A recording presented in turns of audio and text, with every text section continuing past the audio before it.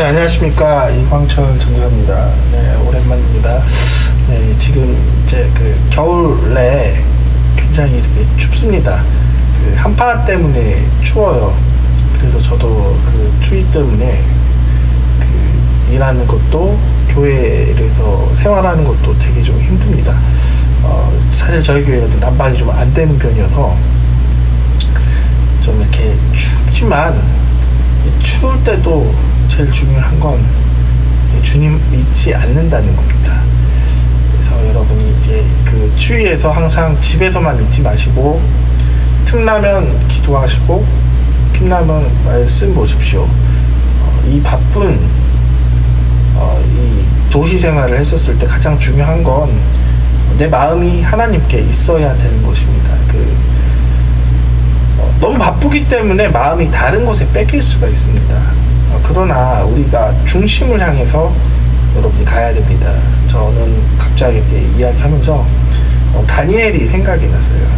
다니엘은 당시 페르시아의 총독이 되기도 했었고 바벨론의 총독이 되기도 했었습니다. 그러나 그 바쁜 가운데도 항상 성전을 향해 문을 열고 기도했습니다. 하루에 3번씩. 우리가 하루에 3번씩 과연 시간이 많이 남아서 그런다고 생각하진 않아요. 그가 가장 우선순위를 하나님께 줬기 때문에 그가 그 제국에 있어서도 제국의 영향력 안에 있지 않고 하나님의 영향력 안에 있습니다. 여러분도 그렇게 하고 생활하셨으면 좋겠습니다. 오늘도 찬양하고 여기 말씀 전하는 시간 갖겠습니다.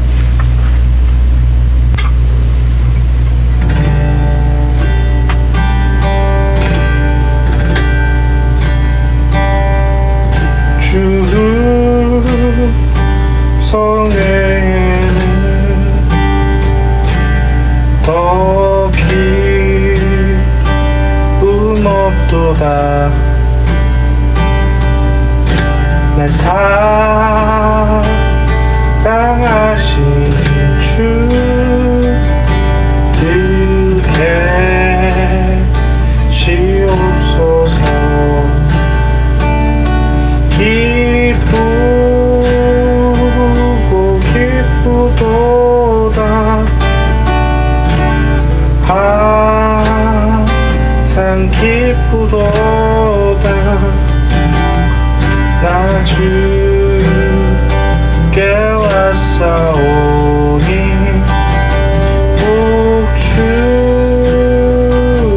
복주옵소서. 기쁘고 기쁘도다. 항상 기쁘도다. 나 주께 왔사오니 복주옵소서.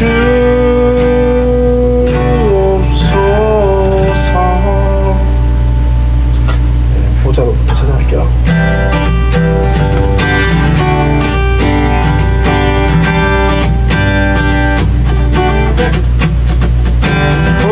보자로부터 물이 흘러 닿는 곳마다 새로워지네. 골짜기를 지나 들판으로 생수의 강물 흘러넘치네.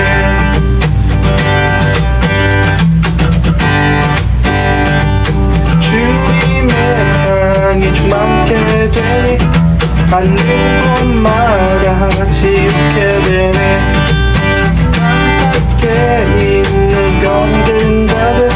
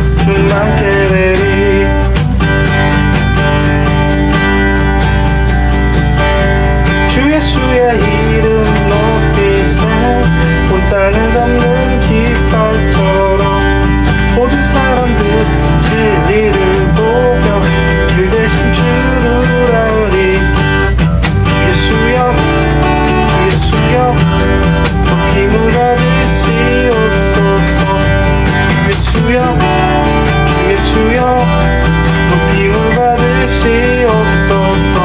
다시 한번 할게요.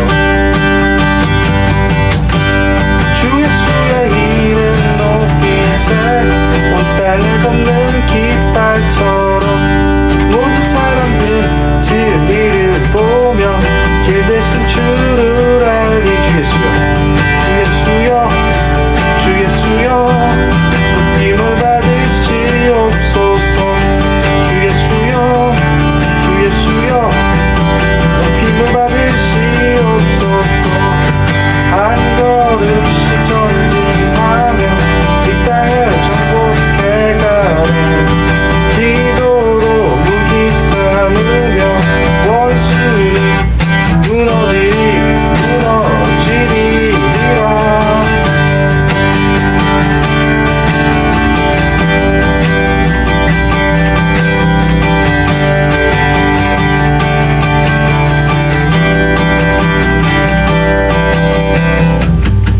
주 예수여 주 예수여 높임을 받으시옵소서. 주 예수여 주 예수여 높임을 받으시옵소서.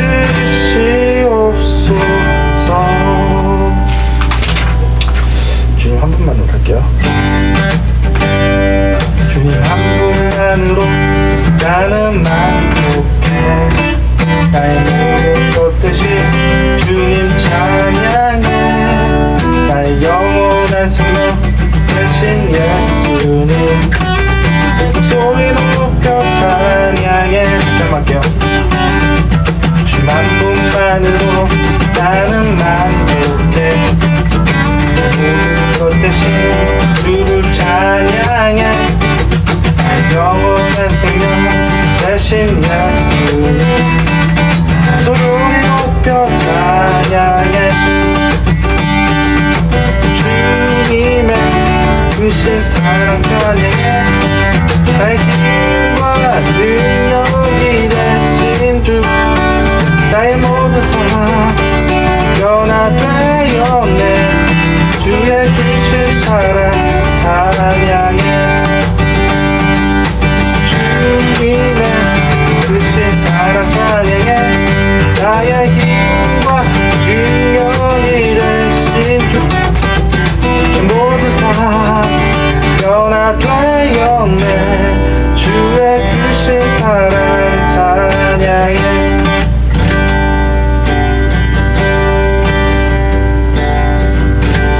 주님과 같이 내 마음 만지는 분은 없네. 오랜 세월 찾아 난 알았네. 내게 주밖에 없네. 다시 한번 할게요. 주님과 같이 내 마음 만지는 분은 없네. 오랜 세월 찾아 난 알았네. 내게 주밖에 없네. 주가 불강같이 흐르고 주 손길 위로 하네. 고통받는 자녀 부르시고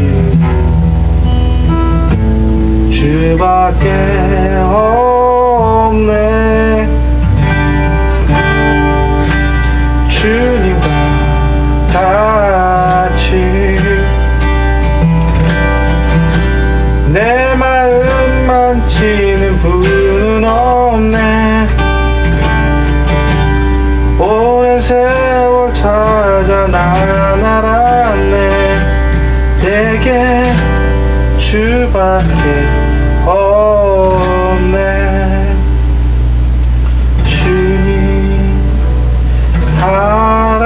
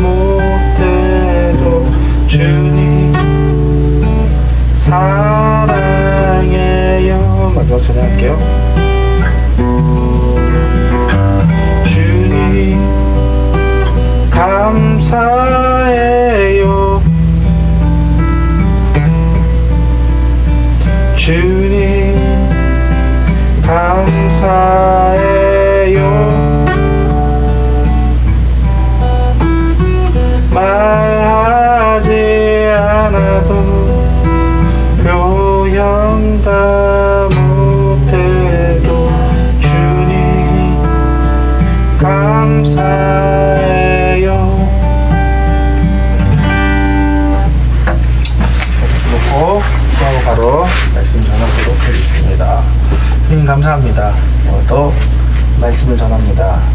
특별히 이 말씀을 전할 땐 우리가 하나님 앞에 모든 중심들이 더 하나님이 아니었었던 것들 다 무너지게 해주시고 온전히 내 중심이 이제 하나님 앞에 바로잡을 수 있게 하여 주시옵소서. 예수님 이름으로 기도합니다. 오늘의 말씀 제목은 자기중심의 믿음입니다. 본문은 신명기 12장 1절부터 8절까지입니다.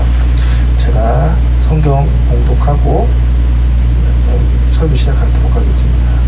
내 조상 하나님 여호와께서 내게 주셔서 차지하게 하신 땅에서 너희가 평생에 지켜 행할 규례와 법도는 이러하니라. 너희가 쫓아낼 민족들이 그들의 신들을 섬기는 곳은 높은 산이든지 작은 산이든지 푸른 나무 아래든지 막론하고 그 모든 곳에서 너희가 파멸하고 파멸하며 그 제단을 헐며 주상을 깨뜨리며 아사랴 산을 불사르고 또 그 조각한 신상들을 집어 그 이름을 그곳에서 멸하며 너희의 하나님 여호와께서는 너희가 그처럼 행하지 말고 오직 너희의 하나님 여호와께서 자기의 이름을 두시려고 너희 모든 지파 중에서 택하신 곳은 그 계실 곳으로 찾아가서 너희 번제와 너희의 제물과 너희의 11조와 너희 소 거제와 너희의 서원제와 낙헌 예물과 너희 소, 양, 처음 난 것을 그리로 가져다가 드리고 거기 곧 너희 하나님 여호와 앞에서 먹고 너희 하나님 여호와께서 너희 손으로 수고한 일을 복주심으로 말미암아 너희와 너희의 가족이 즐거워할지니라. 우리가 오늘 여기에서는 각각 소견되나보니와 너희는 그렇게 하지 말지니라. 아까도 말씀드렸지만 오늘의 제목은 자기중심의 믿음입니다. 우리가 믿음이 하나님 중심이어야 됩니다. 그러나 우리의 믿음이 하나님 중심이 아니라 자기 자신의 중심일 때가 많습니다. 그것은 내 믿음이 하나님의 마음과 일치가 되지 않기 때문입니다. 그러므로 우리가 마음을 온전히 하나님 앞에 두고 이제는 드디어 나의 중심적인 믿음에서 하나님의 중심의 믿음이 되어야 됩니다. 신명기 12장 2절을 먼저 읽고 시작하도록 하겠습니다. 제가 처음 이야기하고 싶은 부분들은 2절 그리고 나머지인데요. 먼저 2절 한번 읽어보겠습니다. 너희가 쫓아낼 민족들이 그들의 신들을 섬기는 곳은 높은 산이든지 작은 산이든지 푸른 나무 아래든지 막론하고 그곳에서 너희가 마땅히 파멸하며 이것은 어떠한 부분이냐, 팔레스타인의 신들에 대한 특징을 이야기하는 것입니다. 이 팔레스타인은 신전을 지었을 때 높은 산과 그리고 푸른 나무 아래에 지었다고 합니다. 그것은 높은 산 위에 신은 높은 곳에 있기 때문에 가장 높은 산에 있을 것이라고 사람이 생각하기 때문에 신전을 지었을 때는 높은 산에 지었다고 합니다. 그리고 푸른 나무 아래도 지었다고 합니다. 그 나라는 팔레스타인 지방은 더운 나라이기 때문에 신들도 사람처럼 쉰다고 생각을 했기 때문에 어디에 쉴까라고 했을 때 푸른 나무 그늘을 진 곳에 신들이 쉬어서 신들은 푸른 나무 밑에 있을 것이고 신들은 높은 산 위에 있을 것이라고 생각을 해서 그들이 신전을 거기에 지었다는 것입니다. 즉 무슨 얘기냐, 가나안 백성들이 했었던 그대로의 답습들을 이스라엘 백성들이 그것을 하지 말라라고 신명기에서는 이것을 모세를 통해 기록이 된 것입니다. 참고적으로 이야기를 하면 신명기는 제1세대의 그 이스라엘 백성에게 전한 것이 아니라 1세대의 백성들이 불순종으로 인해 가나안 땅에 들어가지 않았고 1세대의 모든 백성들이 죽고 2세대의 새로운 젊은 세대들이 가나안 땅을 들어가기 전에 모세가 모압 평지에서 설교했었던 것들, 기록했었던 것들을 적은 것이 신명기입니다. 그렇기 때문에 이 신명기의 내용들은 다른 그 레위기서 그리고 출애굽기서 그리고 민수기서 그 내용과는 약간의 차이가 좀 있을 것입니다. 같은 구절이라도 좀 더한 구절, 시대에 맞게 좀 더 추가된 구절들이 있기 때문에 이것은 신명기는 제2세대 새로운 사람들에게 교육받는 그 교육의 내용들을 적은 것이 바로 신명기입니다. 새로운 세대에게 하나님의 것을 가르치기 위한 가장 좋은 방법은 아까도 제가 이야기했듯이 교육의 전수입니다. 모세가 전수했듯이 하나님의 말씀을 전수를 한 것입니다. 하나님의 말씀을 이렇게 한 번도 하나님의 말씀을 듣지 못했고 하나님의 말씀을 경험하지 못했던 백성 제2세대에게 전했었던 것이 바로 신명기입니다. 그 중 하나가 바로 신명기 12장 2절입니다.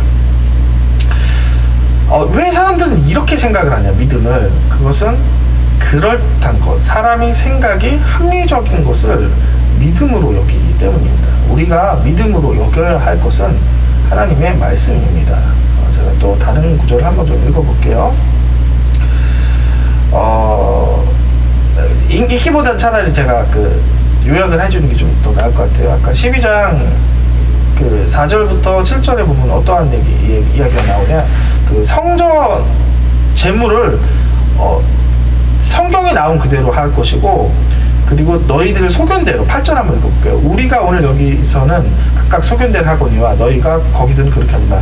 예배를 할 때도 예루살렘 성전, 아직 예루살렘 성전이 안 만들어졌으니까 성막에서만 예배드릴 것이고, 정해진 곳으로 예배드리고 정해진 방법으로 예배드릴 것을 하나님께서 명령을 하십니다. 근데 사람들이 정해진 방법으로 하지 않고 사람들이 생각했었던 방법으로 합니다. 그것이 바로 자기 믿음의 중심이라는 거죠. 여러분도 오랫동안 세월을 살았습니다.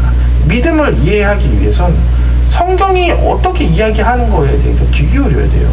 여러분이 오랫동안 세상을 살았고 오랫동안 믿음이라는 것들을 여러분의 경험으로 깨닫는 것들이 있습니다. 그것을 믿음이라고 여기시면 안 됩니다. 여러분이 생각했었던 모든 믿음도 하나님 앞에서 그것을 분별해야 할 필요가 있습니다.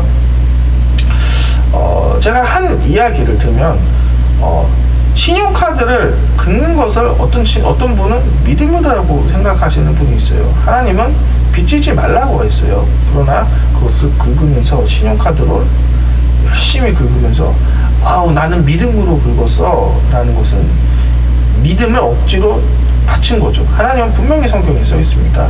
빚지지 말 것들. 그리고 신용카드는 빚이 되는 거고, 갚지 못할 것들을 갚지 못할 그 상황까지 계속해서 이렇게 긋고, 또 저는 또 대출도 마찬가지입니다. 요즘 아파트를 살면 5억, 7억 이렇게 되기 때문에 5억 갚을 능력도 없으면서 10년 후 어떻게 되겠지라고 하는 것을 믿음이라고 여기면 안 됩니다. 그 아파트 값이란 거는 오를 수도 있고 떨어질 수도 있습니다. 제가 오늘도 운동을 하면서 유튜브를 봤어요. 유튜브에서 보니까 제일 사람들이 많이 속았던 것은 미국에서 서프라임 모기지 사태가 있었을 때 굉장한 사람들이 믿음이 있었더라고요. 어떤 잘못된 믿음, 자기들의 환상적인 믿음, 무조건 땅값이 올라갈 것이라고 했었던 그런 믿음이 있기 때문에 빚을 갚을 수 없는 사람에게 모두 대출을 했었던 사건이 있었습니다. 서프라임 모기지 사태 때. 그때 아파트 값들이 계속해서 올라갔죠. 왜냐하면 계속해서 살려는 사람들이 많았기 때문에. 어느 순간 그것이 거짓이라고 깨달았었을 때 빚을 지었던 사람들도 망했었고, 은행도 망했었고, 그 망했었던 그 사람들이 미국에서만 끝난 것이 아니라 세계 모든 은행에 채권으로 팔아서 세계 은행도 타격을 입었었던 것입니다. 우리가 믿음이라고 생각했었던 그런 환상은 성경에서 나온 믿음이 아니라 자기가 믿고 싶었던 걸 믿었기 때문에 많은 사람들이 당한 것이, 무조건 땅이 올라갈 것이라고 사람들은 믿었었기 때문입니다.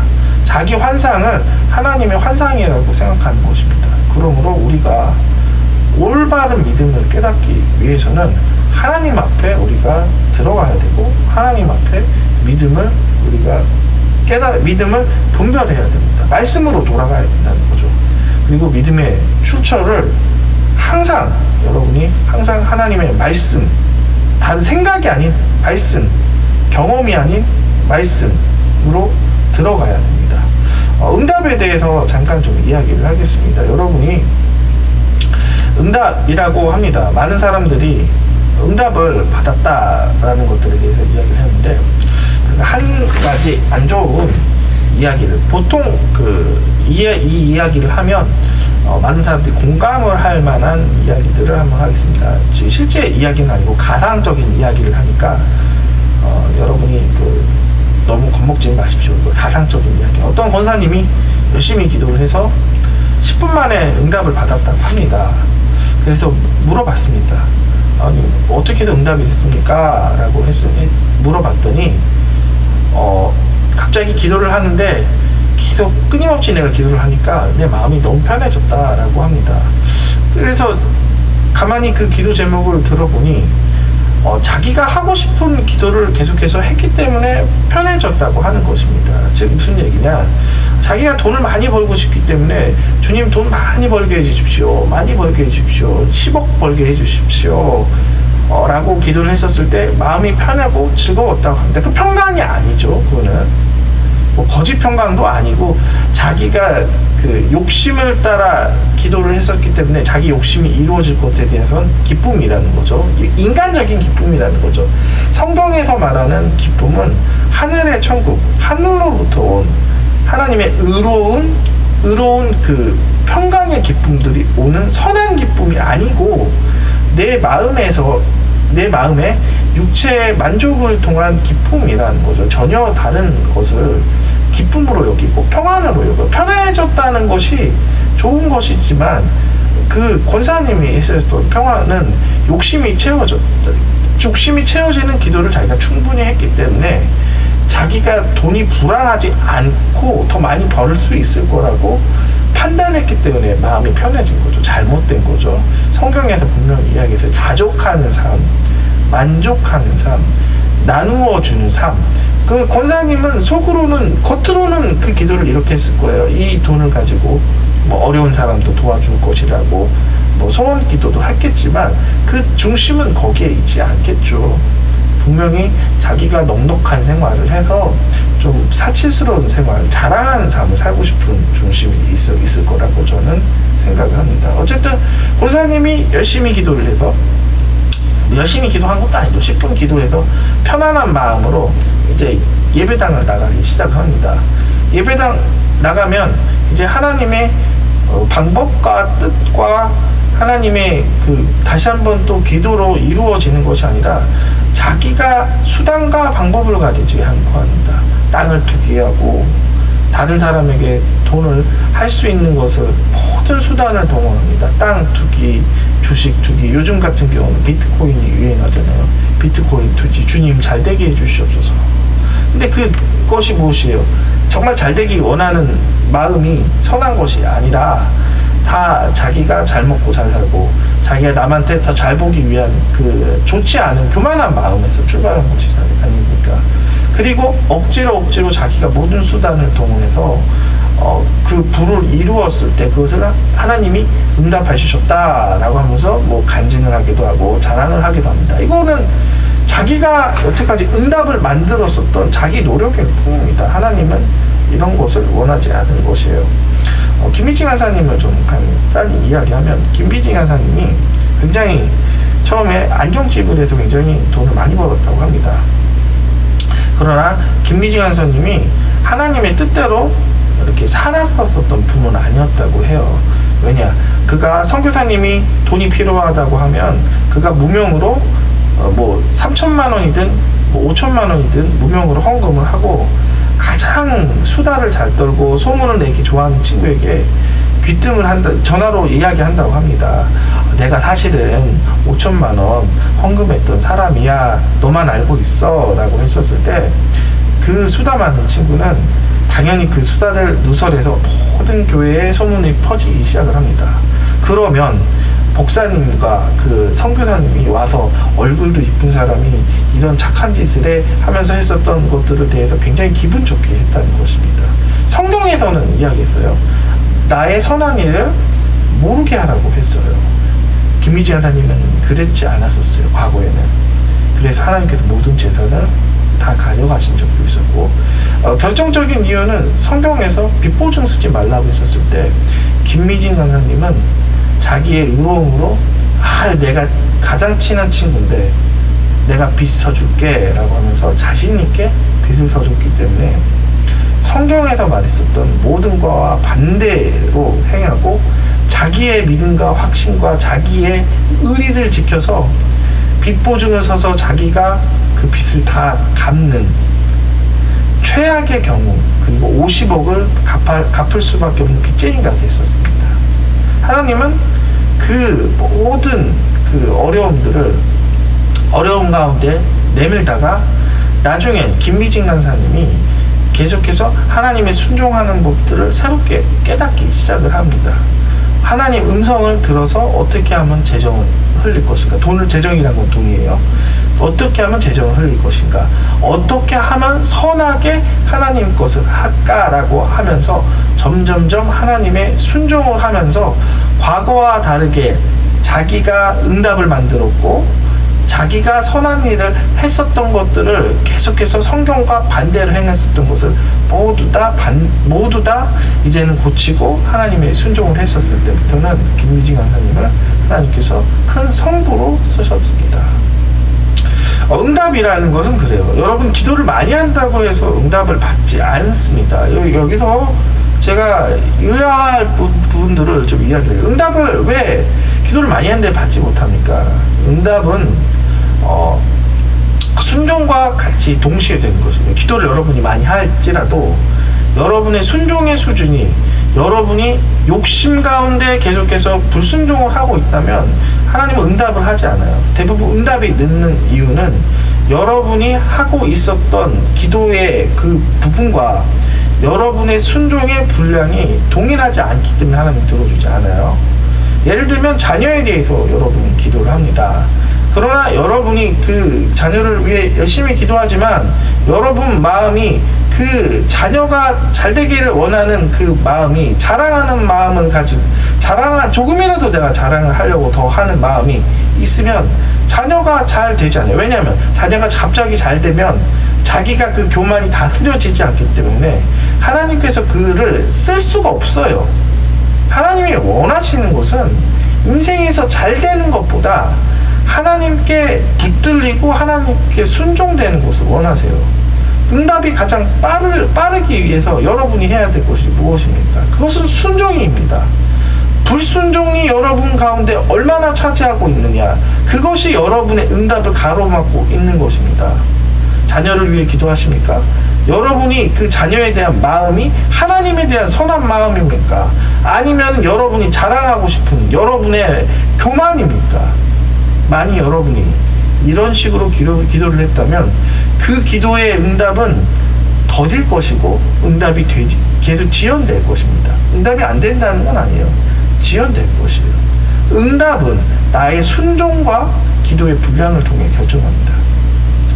어떤 것이 많고 어떤 것이 적은지는 저는 잘 몰라요. 그러나 여러분이 계속해서 기도하는 그 제목이 계속해서 여러분의 욕심으로 기도를 하고 마음을 하나님께 보여달라고 하십시오. 내가 왜 그 기도를 하는 것인지. 내가 다스려지지 않는다면 나는 여전히 응답을 받을 수 없는, 자격 없는 사람입니다. 하나님은 여러분을 자격 있는 사람으로 만들기 위해서 응답을 지원하고 여러분을 선한 도구로 사용하기 위해서 기다린 것 뿐입니다. 하나님을 기다리게 하지 마세요. 순종하십시오. 자기의 의를 버리시고 하나님의 의를 이제는 붙드십시오. 그때부터 기도가 응답이 되기 시작합니다. 예레미야서 28장 거짓 선지자 하나냐와 예레미야를 한번 좀 이야기를 하고 시작합니다. 하나냐와 거짓 선지자 거짓 선지자 하나냐와 예레미야를 한번 좀 이야기하겠는데요. 당시 예레미야가 이스라엘을 망한다 이스라엘 백성이 바벨론의 포로가 됐다라고 하면서 계속해서 예언을 하기 시작합니다. 어떠한 사람도, 이스라엘 사람도 이 부정적인 예언을 듣고 좋아할 수 있는 사람 아무도 없었어요. 그래서 예레미야를 사람들이 가둬놓기 시작하고 잡기 시작했습니다. 그때 거짓 선지자 하나냐가 거짓말로 이야기합니다. 우리는 바벨론의 포로가 되지 않을 것이고 속박을 풀어줄 것이라고 이야기합니다. 그러나 결국 응답이 된 것은 거짓 선지자 하나냐의 좋은 이야기가 아니라 나쁜 이야기였지만 진실인 예레미야의 그 말씀이 이루어졌습니다. 이것은 왜입니까? 좋다 나쁘다를 우리가 느끼는 것으로 여기지 마십시오. 여러분이 만약에 의사가 암을 발견했었을 때 잘라버리십시오, 당장 돈이 1,000만 원이 들어서 수술하십시오 라고 하는 것이 과연 좋은 것입니까? 나쁜 것입니까? 부정한 것이 여러분 죄가 있어서 죄로 인해 계속해서 암과 같은 죄들이 있어서 그것을 잘라내지 않으면 곧 있으면 죽을 입장인데, 예레미야는 하나님의 마음, 의사의 마음으로 전한 것이에요. 의사의 마음으로 이스라엘의 죄를 잘라버리기 위해서 그 죄의 선포를 하고 돌아오라고 회개했었던 것이에요. 나쁜 이야기, 부정적인 이야기가 아니에요. 암덩어리 잘라버리십시오 라고 했었던 그 이야기를 이스라엘 백성들은 하나님의 마음으로 여기지 않고 그것을 나쁜 소리로 했어요. 왜냐하면 그 중심은 누구 때문에 그러니까 자기의 그 변화받지 못했던 마음 때문이라는 거죠. 거짓 선지자는 사람의 마음을 알아요. 욕심이 무엇인지 알기 때문에 거짓 선지자 하나냐는 계속해서 거짓말을 하는 것입니다. 사람의 소망을 가지고 하는 것이에요. 사람의 소망은 좋은 것에 있어요. 편한 것에 있어요. 거기에는 영혼에 관심이 없고 일단 편하고 일단 내가 좋은 것에 있습니다. 제가 예레미야 14장 14절 한번 읽어보고 한번 또 시작해 보겠습니다. 여호와께서 내가 이르시되 선지자들이 내 이름으로 거짓 예언을 하도다. 나는 그들을 보내지 아니하였고 그들을 명령하거나 이르지 아니하였거든. 그들이 거짓 계시와 점술과 헛된 것과 자기 마음의 거짓으로 너희에게 예언하도다. 예레미야 14장 14절입니다. 거짓 선지자들은 이런 네 가지를 갖고 합니다. 거짓 계시, 점술, 헛된 것, 자기 마음의 거짓. 거짓 계시는 하나님의 그 계시는 깨닫는 것입니다. 하나님의 것이 깨달아야 되는데 하나님으로부터 깨닫지 않았던 것을 이야기를 하기 시작하는 거예요. 하나냐가 선포했었을 때 그것은 하나님으로부터 온 것이 전혀 아니지만 자기의 소망을 가지고 이야기했던 거죠. 점술, 그것은 하나님으로부터 온 것이 아니라 마귀와 귀신의 장난질을 통해 점수를 하는 거죠. 헛된 것, 이루어지지 않을 것. 예를 들면 다단계죠. 다단계는 절대 돈을 벌 수 없는 구조예요. 나중에 다단계 이야기 한번 해보겠습니다. 다단계 좀 재밌습니다. 다단계가 왜 헛된 것인지 이제 설교를 지금은 이것을 이야기를 하면 좀 설교가 길어지기 때문에 혹시 제가 아시는 분 중에 문자를 주시든지 아니면 저한테 전화를 주시면 제가 다단계와 영업의 차이를 한번 좀 이야기하겠습니다. 지금 뭐 그런 강의할 시간은 아니니까요. 거짓 마음으로 소망을 했었던 것들, 그들은 마음으로 소망했었던 것, 그냥 일단 망하지 않는 거죠. 예레미야가 이야기했었던 건 그거예요. 하나님의 마음을 이야기했었던 거예요. 영혼의 관점으로 이야기했습니다. 영혼의 관점으로 이스라엘 백성들이 계속해서 우상 숭배하는 것들이 영혼으로 봤었을 때 그것은 지옥으로 가는 거기 때문에 그것을 선포할 수밖에 없었던 거죠. 하나님이 부정적인 이야기를 한 것이 아니라 영혼의 관점으로 지금 너희들이 지옥 근처에 왔으니 너희들이 타락의 근처로 왔으니 돌아올 곳을 선포하는 것이에요. 하나님은 부정적인 것을 선포하는 하나님이 아니라 부정한 것, 여러분의 정말 그 큰 죄들, 정말 이제는 마지막인 것들에 대해서 강력한 경고를 하는 거죠. 그것을 해석을 하는 것은, 잘못 해석하는 것은 근본적으로 내 마음에 교만으로 가득 차고 내 마음에 하나님의 깊이를 내 마음으로 판단하기 때문입니다. 네, 마지막 하나만 좀 이야기할게요. 여러분이 왜 믿음의 근본이 자기중심적으로 가겠습니까? 그것은 다른 것이 아니라 하나님과 여러분이 합해지지 않았기 때문입니다. 여러분과 하나님이 합해지기 위해서는 거룩해야 됩니다. 거룩은 구별된다는 뜻입니다. 죄와 구별돼서 죄와 멀어지고 의와 구별돼서 의를 쫓아갔었을 때 그것이 거룩해지는 것이에요. 여러분이 얼마나 죄가 멀어졌습니까? 죄는 나쁜 것이 아니에요. 하나님께서 하지 말라는 것, 하나님의 길을 떠나는 것이 죄입니다. 남을 도와주지 않는 것이 죄가 아닐 수도 있고 죄일 수도 있어요. 하나님 입장에서, 하나님의 말씀에서 구별해야 된다는 거죠. 제가 마지막 하나만 이야기하고 마치도록 할게요. 부모님들이 자녀에게 공부할 것을 이야기합니다. 너 공부 열심히 해서 하나님의 사람이 돼야지, 내가 그래서 너한테 잔소리한다 라고 했었을 때, 과연 그것이 여러분의 마음 깊이 하나님 앞에 들어왔을 때 그것이 하나님의 일을 하기 위해 자녀에게 잔소리를 하는 것입니까? 아니면은 옆집 사람에게 자랑하기 위해서 잔소리를 하는 것입니다. 옆집 애는 공부를 열심히 해서 의대도 갈 수 있고, 옆집에는 공부를 열심히 해서 뭐 변호사도 이제 곧 준비하는데, 우리 애는 공부를 너무 못해서 자랑할 것이 없는 것들에 대해서 내가 속상해서 말하는 것입니까? 거짓말 하지 마십시오. 솔직하게 이야기를 하시고 하나님의 마음을 이야기하셔야 돼요. 그 거짓말 하는 것도 자녀도 압니다. 여러분, 솔직하시고 정직하시고 욕심으로 자녀에게 이야기하지 않고 여러분 진실적으로 이야기했었을 때 자녀는 반응하기 시작해요. 엄마가 진짜 그런 식으로 이야기를 하는 거구나. 거짓말로 자꾸 이야기하기 때문에 영을 갖고 있는 사람은 직관적으로 그것이 거짓말인지 알고 그것이 불편하기 시작을 해요. 그래서 그것을 잔소리라고 여기기 시작을 하는 거죠. 자녀와 멀어지는 것들, 여러분이 사람들과 멀어지는 것은 여러분이 겉으로는 좋은 이야기를 한다고 하지만 여러분의 그 중심이 얼마나 그 중심이 비뚤어진 중심을 가지고 이야기했기 때문에 다른 사람들이 영의 직관으로 예수를 믿지 않아도 그걸 안단 말이에요. 여러분이 그것을 회개하셔야 됩니다. 철학자처럼 끊임없이 생각으로 반성하는 것이 아니라 우리가 주님의 성령의 그 감각으로 여러분이 반성하십시오. 반성이 아니죠. 회개하십시오. 마지막입니다. 죄송합니다. 마지막 절을 읽을게요. 아모스서 7장 7절부터 7장 8절. 또 내가 보이신 것이 이러하니라. 다림줄을 가지고 쌓은 담 곁에서 주께서 손에 다림줄을 잡고 서셨더니 여호와께서 내가 이르시되 아모스야 내가 무엇을 보이느냐. 내가 대답하되 다림줄입니다. 주께서 이르시되 내가 다림줄을 내 백성 이스라엘 가운데 다시 두고 다시는 용서하지 아니라. 다림줄이라는 기계를 가지고 건축물을 쌓습니다. 이스라엘. 그것을 이야기하는 것이 아모스예요. 다림줄은 추입니다. 그냥 실에다가 추를 매다는 것이에요.